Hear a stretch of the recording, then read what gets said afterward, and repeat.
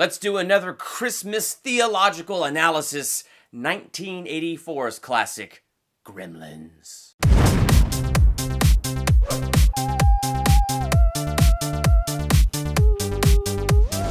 Welcome to Durbania, I'm Durbin, and this is my theological analysis for 1984's classic, Gremlins. Oh, I loved this movie when I was a kid. I watched it so much. There is so much nostalgia for me connected to this movie.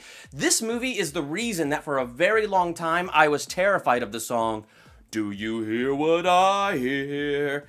When I first heard it, it was in this movie Gremlins. I didn't know it was a Christmas song about the star in the sky and the birth of Jesus.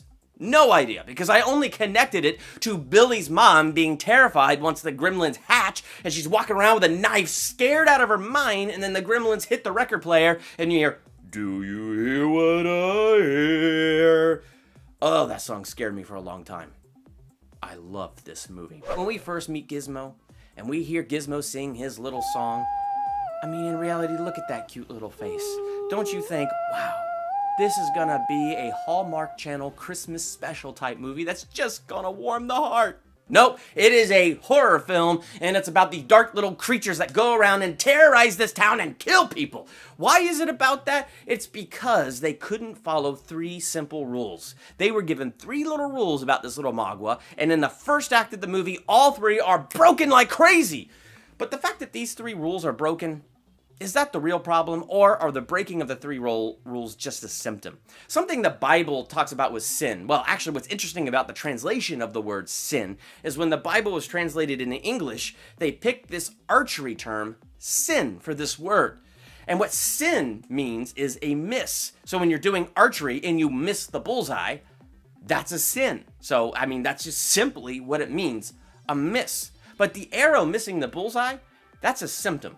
The problem goes way back, and it goes back to the aim. When you look at the movie Gremlins, them breaking the three rules, that's just a symptom. We're human beings. If we're told, don't spit on that flower, we're just going to go spit on that flower.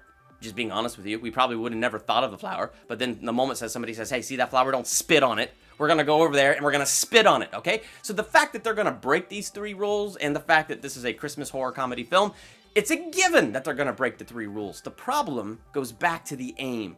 And where the aim was a little bit of greed. I mean, you have Rand who wants to get his son the perfect Christmas gift. All the good intentions in the world. And he's in Chinatown. He finds this boy. The boy takes him to his grandpa's shop. And this is where Rand finds the little Magua Gizmo. And the grandfather's like, that is not for sale. With Mokwai comes much responsibility.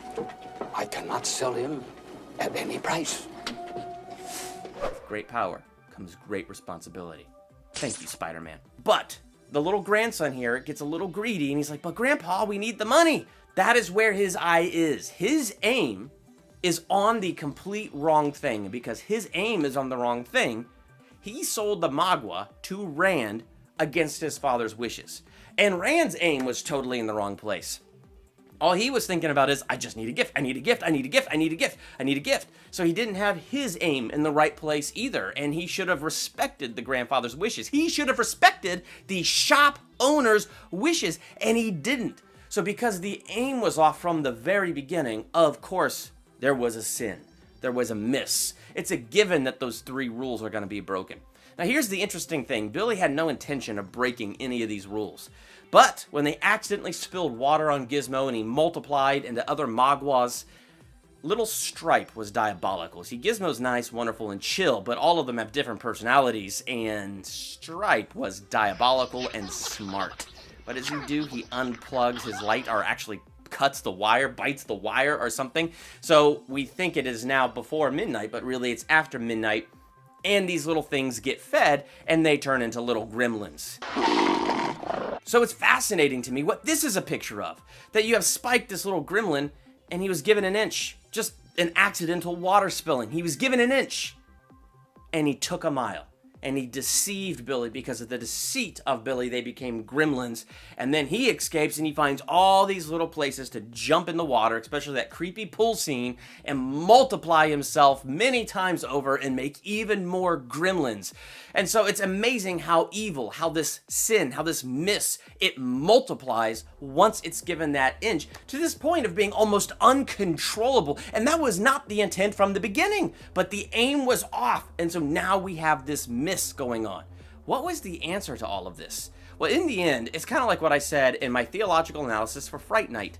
In Fright Night, the only way to defeat the vampire was to let in the light, and the light disintegrated the vampire. Same thing happens in Gremlins. The only way they're going to defeat it and defeat Spike is to let the light shine on him, and when the light shines on him, it disintegrates him, it melts him. In other words, it's time to get the aim right, to get our eyes aimed on the right thing and aim towards the light. And as soon as the aim was towards the light came in and took care of the problem. And this to me is what Christmas is all about. When Jesus was born, that was not the brightest of days. I mean, you know the story. You have the 4 Gospels, star in the sky, Jesus born, but Herod was jealous already and he didn't know what to do. So what did he do? He decided to have every kid under 2 slaughtered. Darkness had sway over this earth because of Adam and Eve. Adam and Eve had one little miss in the garden. Their aim was off. It went from looking at God to looking at the devil. And so they did the one thing. They had the one rule. But as soon as they shifted their aim, the sin happened and they ate off that tree, and darkness then had sway over the earth. And when Jesus was born, he was the light born into the darkness, and the darkness wanted to snuff him out. But according to the book of John, the darkness could not comprehend it. It could not snuff it out. And it tried hard. Jesus came into a world under siege, and he was a bright light. So it's interesting that if you're one of those people that is facing a dark holiday season, where everybody else's outward joy and happiness and celebration highlights something inside of you that is hurting, and it highlights something inside of you that is broken. I mean, maybe it's a pain of a lost loved one. Maybe it's just you feel like you have sinned, missed big time, and you feel like a gremlin. You feel that there's so much slime and darkness inside of you. It's interesting what Jesus said in Luke 4:18, and I love what the Amplified Bible says. The Spirit of the Lord is upon me, because he has anointed me to preach the good news to the poor. He has sent me to announce release to the captive and recovery of sight to the blind, to send forth as delivered those who are oppressed, who are downtrodden, bruised, crushed, and broken down by calamity. Jesus is about freedom, and he's about bringing freedom. He is the light, and the light is the only way to defeat darkness. So the only way to defeat it is to open up and let the light in. And sometimes we get afraid of what that light's going to expose. But Jesus is about setting us free, and he's not about embarrassing us, condemning us, or pushing us even deeper into darkness. When God made Adam and Eve, he said, "It is good." And even when Adam and Eve messed up, Jesus came and died for us while we were still sinners, while we were still missing it. So no matter what the darkness is that is inside of you, Jesus is the light, and if you let him in, he will bring healing. That doesn't mean magically everything's going to recover right here, right now. But it does mean the cure has begun and something brand new was born inside of you. And Jesus will walk you through into light. Though I walk through the valley of the shadow of death, I will fear no evil. If you saw Gremlins, what are your thoughts with this movie? What kind of message do you see in it? Make sure to let me know in the comments. While you're there, hit that subscribe button to become a Durbanian. Next to the subscribe button is the bell. Click the bell so you're notified the moment I drop any new video, any new theological analysis, movie review, trailer reaction, ranking video, whatever else.